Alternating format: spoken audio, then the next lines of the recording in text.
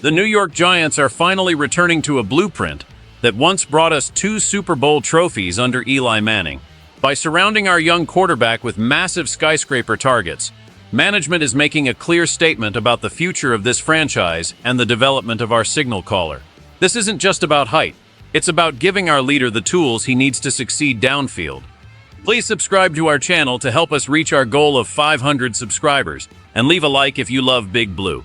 Jackson Dart is about to see his world change on the football field because of a massive philosophical shift in the front office. Head coach John Harbaugh and general manager Joe Schoen have officially moved away from the smaller, speedy receivers that defined the previous era under Brian Daboll. Instead, they are prioritizing size and physicality to help their young quarterback overcome his biggest hurdle from his rookie season. Last year, the statistics were quite staggering when it came to the deep ball performance of our starter. He attempted 50 passes of 20 yards or more, but only completed 16 of them. That 32% completion rate was the worst in the league among qualified starters. However, when we look closer at the numbers, a fascinating trend emerges that explains exactly why the team is making these moves. When throwing to targets who were 6'2" or taller, his success rate and yardage increased significantly compared to when he targeted shorter receivers. John Harbaugh noticed this discrepancy and decided to rebuild the receiving core to match the needs of his quarterback. This draft was a clear indication of that goal as they brought in players like Malachi Fields, who stands at 6'4" and weighs over 200 pounds. Joe Schoen mentioned that they didn't want to force the issue, but the value of getting a target with such a massive catch radius was too good to pass up. Along with Fields, the team has added or retained other giants like Isaiah Likely and Theo Johnson, who both stand at 6'4" and 6'6" respectively. This creates a vertical advantage that hasn't been seen in East Rutherford since the days of Plaxico Burress and Amani Toomer. The goal is simple. Make the target so large that even if the throw isn't perfect, the receiver can use his frame to shield defenders and make the play. By providing these skyscrapers, the coaching staff is giving their second-year leader a much-needed safety net. This strategy isn't just a random choice. It's a calculated effort to fix the most broken part of the offense and elevate the team back to championship contention in the near future. The shift in philosophy represents a fundamental change in how the offense will operate during the upcoming season.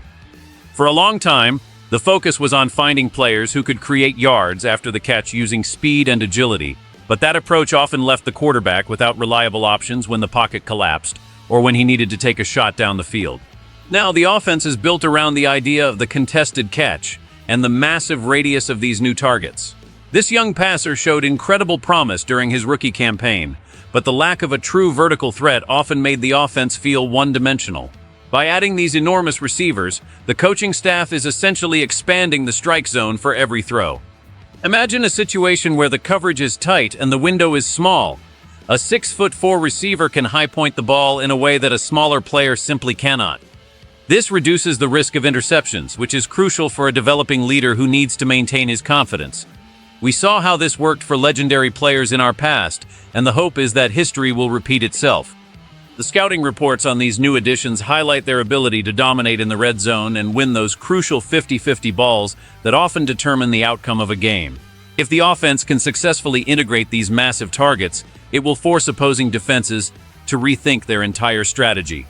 They can no longer just sit back and wait for a mistake. They have to account for the physical presence of these athletes on every single snap.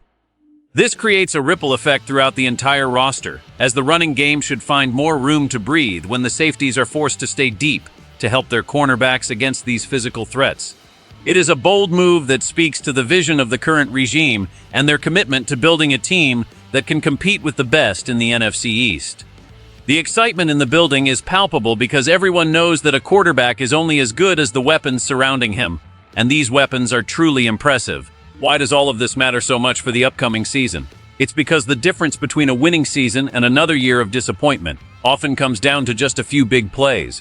If the offense can turn those missed deep balls from last year into completions, the entire record of the team will change for the better.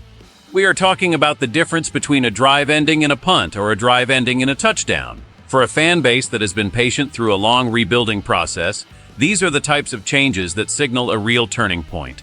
Winning games in the modern NFL requires a vertical passing attack that can scare the opposition. Without it, The defense can play aggressively and shut down the short passing game that we relied on for too long. By bringing in these big-bodied athletes, the team is ensuring that they can compete in high-scoring games. It also protects the most important investment on the team, which is the young man under center.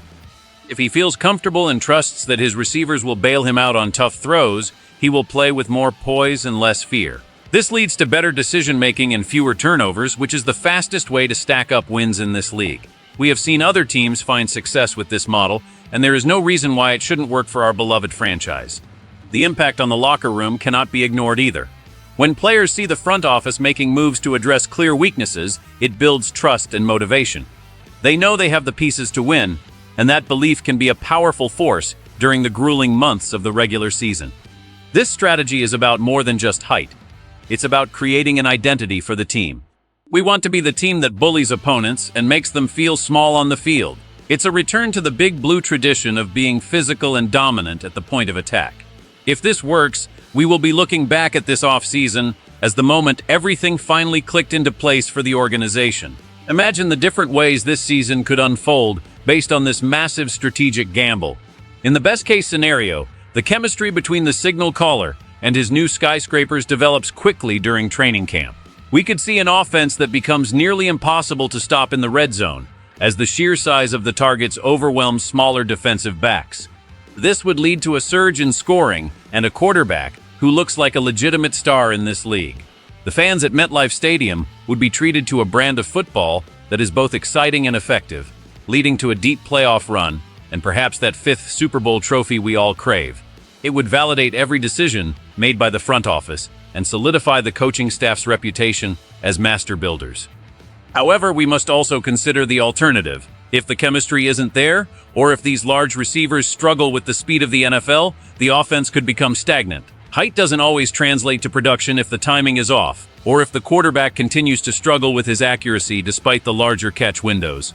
If the deep ball completion rate doesn't improve, the skyscraper strategy will be seen as a failed experiment that wasted valuable resources. The pressure is on every single person involved to make this work. The stakes are incredibly high because the window of opportunity in the NFL is often very small. We've seen teams try to replicate past success and fail because they didn't account for how the game has changed. But there is a reason for optimism. The data shows that this specific passer thrives when he has these types of targets. The tension between the potential for greatness and the risk of failure is what makes being a fan so intense. Every pass this season will be scrutinized through the lens of this new strategy. We will all be watching to see if those contested catches are made or if the ball falls harmlessly to the turf. It's a high-stakes chess match, and the Giants have just moved their biggest pieces into position. In the end, the Giants are betting everything on the idea that size really does matter in the passing game. By surrounding their young quarterback with a forest of skyscraper receivers, they are trying to recreate the magic of the Eli Manning era. It's a bold strategy that addresses a clear statistical weakness from last season. The front office has done its job by providing the weapons, and the coaching staff has set the vision. Now, it all comes down to execution on the field. Will these massive targets be enough to turn those missed deep balls into game-winning touchdowns?